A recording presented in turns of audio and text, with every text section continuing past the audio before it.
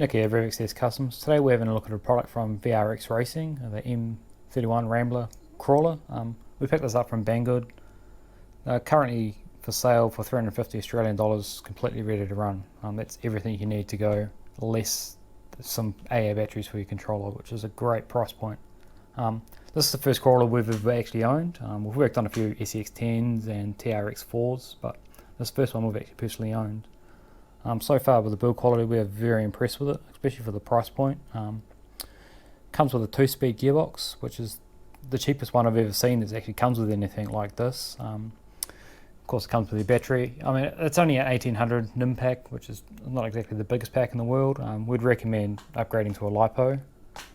But as an off-the-shelf car, all we had to do was add the wheels on, put the hexes in, put the front and rear bumpers on, and put the body posts on, and that was it. Other than that, it was good to go. So we did pull the diffs off, and we had a quick look at the diffs to make sure they were greased up, but we discovered that the grease had been applied to the diff casings, but it hadn't actually been smeared around the gears. So just a thing to look out for if you pick up one of these, just to take them off and just give it a quick smear around, make sure the gears are coated, because I mean, metal on metal without any lubrication, they're just going to chew themselves up. ESC comes with a 60 amp ESC, which is more than enough for something like this. Turn it around. Comes with a 35 turn 550 motor, so 550 is a bit more torque than a 540, which is great. Got a waterproof enclosure there for your receiver. Comes with adjustable shocks. I believe they're just alloy tops and bottoms. The actual body's still plastic, but at least they've got some alloy to them. They're quite a hard spring compared to other ones that I've actually worked on. I don't know whether all of them are quite hard standard, but you can definitely tell the oils, the air hasn't been removed, because when you're pressing it down you can hear it, the bubbles are still in the oil. But we're going to run it as is. There's no point in taking it apart and rebuilding it. We need to test it as it comes and see. Quick look underneath. Plastic diffs with plastic drive shafts, which the SEX10 seems to have, and they seem to handle all right. Be interesting to see how these U-joints hold up. You can actually see they've actually gone to the effort of actually Loctiting them in, because you can actually see a little bit of residual Loctite, especially on this one down here, which is nice to see that they've actually gone to the effort of actually Loctiting stuff down. It's very similar to an SEX, the original one, in terms of the way it's been designed. You can actually see it's actually got universals in the front too, whereas you see some of them, they just run a dog bone, which they're not exactly the best. They wear out very quickly. The main thing that I don't know why they still do is they run still Tamiya plugs on it, which in this day and age you can run at least XT60 plugs. These plugs they're not very good for high amp draw. They're quite known to melt and burn themselves out. But once again, we are going to run this as it is, and then obviously we'll change it across to a LiPo and put some XT60 plugs after we've run it, and we'll see what the difference is. I mean, we should still get a fairly alright runtime with an 1800 battery, considering we're not drawing high amps. There's one thing we did notice on Max Flex. You actually do the servo on that outer edge actually catches just on the frame rail at full movement, which is probably shouldn't be too much of a problem, hopefully. But it's not like it's catching and actually getting stuck in place. It's just sort of like scraping it. But I mean, they've notched most of the chassis rail out, but not quite up to that point. So maybe in the next one they should actually look at notching it all the way through, which will remove that problem. Obviously it's all standard radio gear. This is the controller here. It looks a lot like a FlySky to me. I don't know whether it is a FlySky that's been rebranded or they've just straight up done a copy. But I mean, it's a 4-channel controller, so you've got your button here, which is your high-low on your gearbox, and then you've got the one down here which actually controls the lights that are on the roof rack, which is nice to see that it's got standard. So this is the shell here. It's actually quite good quality. It's definitely not a polycarb shell. You can tell just by the sound of it that it's a PVC, so it's not quite going to be as strong as a polycarb body, but it's still, for a kit body, it's quite nice. And it's nice to see that these are actually stickers. On quite a lot of cheap bodies you find all this is all painted in and you can't remove it, so you're stuck with it. And the lights in the grille aren't the best looking. Once again, for what you're paying for, you're actually getting quite good money, and you get a snorkel. Now we did have mirrors on here as well. I don't know whether they were broken initially when it was put together, or from transport they actually snapped the mounts off, which there's some photos here showing, you know, they've clearly snapped off where the pins go through. So I'm not sure whether, yeah, that was a manufacturing error, because I couldn't actually find the broken bits in the bag for the body unless they'd fallen out and I've lost them. But a bit of a shame. But we've contacted Banggood and seeing if they can rectify the problem. And of course you've got a nice light bar here, working light bar of course, with a rack which we're going to fill out with some of our scale parts. It's nice leaving me back with white. You know, they've done a decent job on the paint. You know, it's not just been painted orange and left, they've actually backed it with white to make it a lot more vibrant. And actually see, so you've got a sunroof as well, which is cool to see. Although it's hidden by your rack. So I mean, the body itself, you know, it's great really for what you're paying for. I don't know if they sell these on their own, but for anyone who is looking for a body, you know, for a used crawler, this would be perfect. You know, it's pre-painted for you, and it looks good. You know, these are actually painted on, so you can actually see the lines actually quite crisp.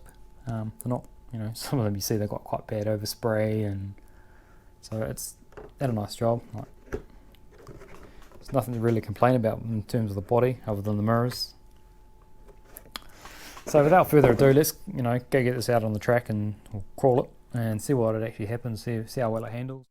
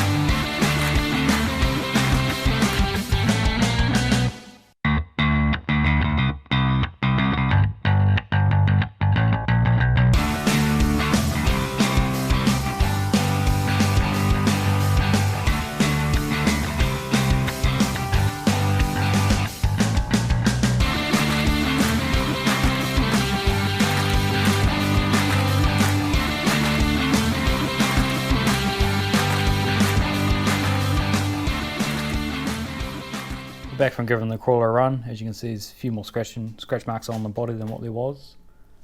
We also added some of our scale accessories to the roof. As you can see, we've got a beer crate up there with some beer bottles, a couple of jerry cans, bucket, esky which has got some beer cans in it as well, and a set of our recovery tracks, and it's all sitting on top of one of our wooden pallets.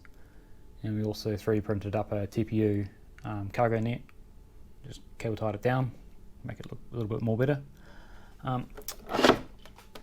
So the big issues with the car, there was really only one, and that was this servo right here.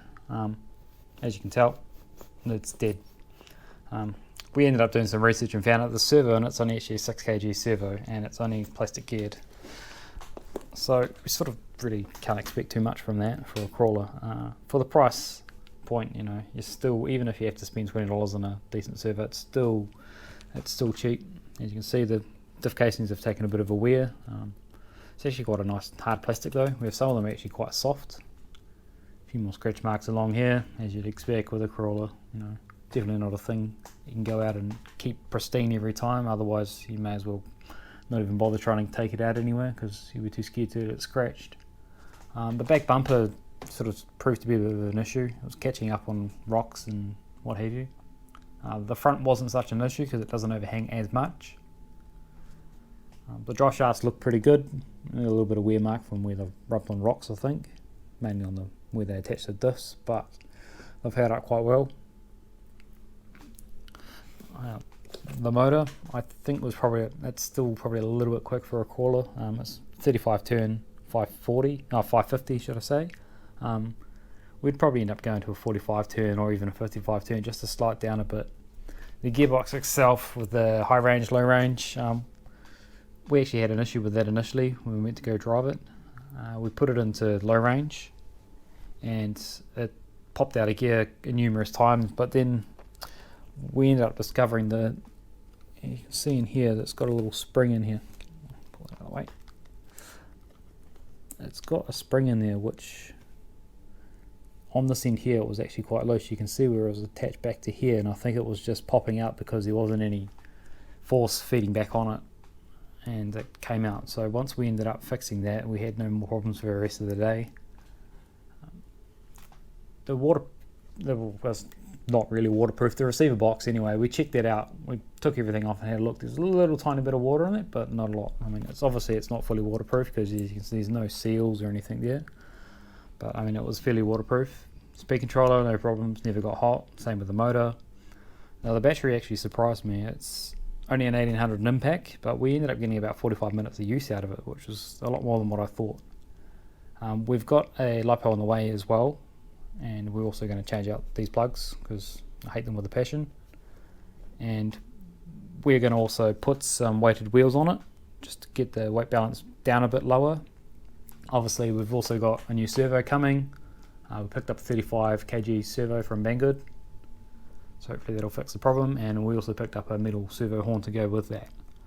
So hopefully in the next sort of month or so we can meet up with a couple of mates and we can compare this against a SCX-10-2 and also a TRX-4. Both have had a little bit of upgrades, but nothing major. And then we can sort of see what this puppy can do against, you know, some big names. Just once again, price 350 Australian, ready to run. You know, that's less than the price of an SCX-10 without wheels or body or any electrics. So you can't complain about the price. We do recommend you do upgrade your servo from day one because it's not going to last very long, especially if you're going up and down rocks all day. Also pick up a proper charger because the charger that comes with it, I didn't actually show it initially, but it's just a plug in the wall charger, and it's going to take about sort of 6 to 8 hours to charge your battery for 45 minutes use. So I recommend getting a decent charger and even upgrading to a LiPo. I mean, the one we've got is an 8000 milliamp LiPo, which that sort of size can probably go all day, no problems at all. So if you guys want to pick one of these up, they're on Banggood.com. We'll link in the description below, and we've also got a 7% discount code to go with that, so you get a little bit more of a savings. So hopefully this has helped you decide on whether you want to go budget. I mean, we've been very impressed with it. Everything doesn't have to be cheap and nasty. There are good things that are cheap and also good quality at the same time, and this is an example of one of them. Yes, the servo died, but they've got to save the price somewhere. And other than that, you've got metal rails like an SCX-10.